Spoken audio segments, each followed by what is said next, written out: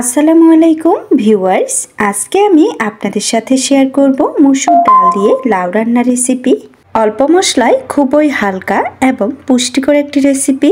লাউয়ের মধ্যে ক্যালোরি কম এবং পানি বেশি থাকায় ওজন কমাতে সাহায্য করে। যারা ডায়েট করছেন তাদের জন্য একদম উপযুক্ত একটি সবজি। এছাড়াও যাদের কোষ্ঠকাঠিন্য রয়েছে তাদের জন্য এই লাউ খুবই উপকারী। চলুন তাহলে এখন চলে যাই মূল রান্নায়। রান্না করার জন্য প্রথমে চুলায় একটি প্যান বসিয়ে এখানে আমি 3 টেবিল চামচ পরিমাণ তেল দিয়েছি। এরপর এখানে দিয়ে দিলাম 2টি শুকনো মরিচ, 1 চামচ পরিমাণ রসুন কুচি। এখন নেড়েচেড়ে মরিচ এবং রসুন কুচিগুলোকে ভেজে নিচ্ছি। একটু কিছুক্ষণ নেড়েচেড়ে ভেজে নেওয়ার পর যখন রসুনের মধ্যে লালচে একটু কালার চলে আসবে, ঠিক এই পর্যায়ে এখানে দিয়ে দিলাম 1 মুঠো পরিমাণ পেঁয়াজ কুচি। এখন নেড়েচেড়ে এই পেঁয়াজ কুচিগুলোকেও ভেজে নিচ্ছি।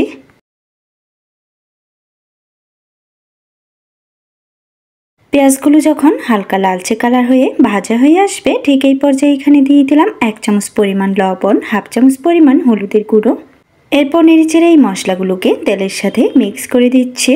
এই পর্যায়ে এখানে দিয়ে দিচ্ছি 4-5টির মতো ফালি করা কাঁচামরিচ। ঝালটা আপনারা আপনাদের পরিমাণ অনুযায়ী অ্যাড করবেন।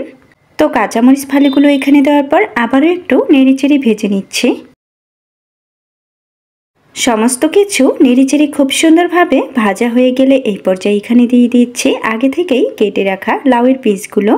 আজকের এই রান্নায় আমি একটি মিডিয়াম সাইজের লাউয়ের অর্ধেক অংশ ব্যবহার করেছি। আর লাউয়ের এই পিসগুলোকে আমি একটু পাতলা এবং ছোট ছোট করে কেটে নিয়েছি। সবজিটা আপনারা আপনাদের পছন্দ অনুযায়ী কেটে নিতে পারেন।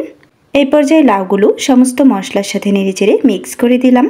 এরপর এখানে দিয়ে দিলাম মসুরের ডাল। আজকের এই রান্নায় আমি 1/2 কাপের চেয়ে একটু কম মসুরের ডাল ব্যবহার করেছি। আর ডালগুলোকে কিন্তু আগে থেকেই খুব ভালোভাবে সেদ্ধ করে নিয়েছি। আর মসুরের ডালগুলোকে সেদ্ধ করার সময় আমি কিন্তু শুধু পানি ব্যবহার করেছি। তো এই পর্যায়ে ডালগুলো এখানে দেওয়ার পর আবারও একটু নেড়েচেড়ে মিক্স করে দিলাম। এখন আমি ঢাকনা লাগিয়ে এই লাউগুলোকে কিছুক্ষণ রান্না করে নিব।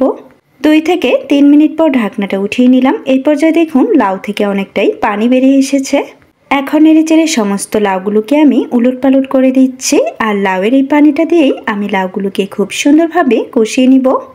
তো এই পর্যায়ে আবারও ঢাকনা লাগিয়ে লাউগুলোকে আমি রান্না করে নিব যতক্ষণ পর্যন্ত লাউয়ের সম্পূর্ণ পানিটা না শুকিয়ে যাচ্ছে। তো আবারও একটু পর আমি ঢাকনাটা উঠিয়ে নিলাম। এই পর্যায়ে দেখুন লাউ থেকে সম্পূর্ণ পানিটাই কিন্তু শুকিয়ে গিয়েছে। এখন আমি একটু নেড়েচেড়ে এই লাউগুলোকে উলটপালট করে দিচ্ছি। লাউগুলোকে খুব সুন্দরভাবে নেড়েচেড়ে নিয়ে এই পর্যায়ে সম্পূর্ণ রান্নার জন্য এখানে আমি পানি অ্যাড করে দিচ্ছি 2 কাপ পরিমাণ।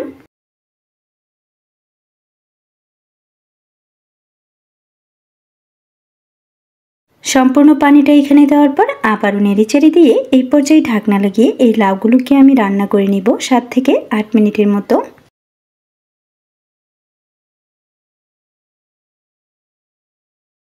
কিছুক্ষণ ঢাকনা লাগিয়ে রান্না করার পর এই পর্যায়ে দেখুন ঢাকনাটা উঠিয়ে নিলাম। এখন কিন্তু লাউয়ের ঝোল অনেকটাই শুকিয়ে গিয়েছে। খুব বেশি ঝোল করে রান্না করলে লাউয়ের তরকারিটা কিন্তু খেতে একদমই ভালো লাগে না।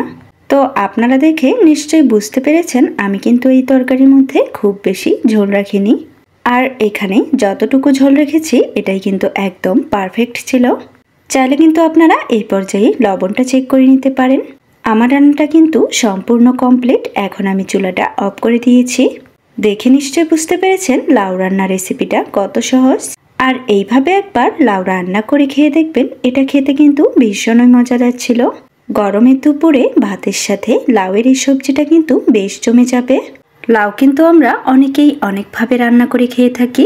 মসুরের ডাল দিয়েও এই লাউ রান্নাটা কিন্তু খেতে অনেক বেশি মজাদার হয়। চাইলে কিন্তু আমার এই রেসিপি ফলো করে আপনারাও বাসায় এইভাবে মসুরের ডাল দিয়ে লাউ রান্না করে খেতে পারেন। আর কমেন্টে কিন্তু অবশ্যই জানাবেন কেমন হয়েছিল আপনাদের রেসিপিটা। ফিরে আসবো আবারও আপনাদের মাঝে নতুন কোনো রেসিপি নিয়ে। সে পর্যন্ত সবাই ভালো থাকবেন। আল্লাহ হাফেজ।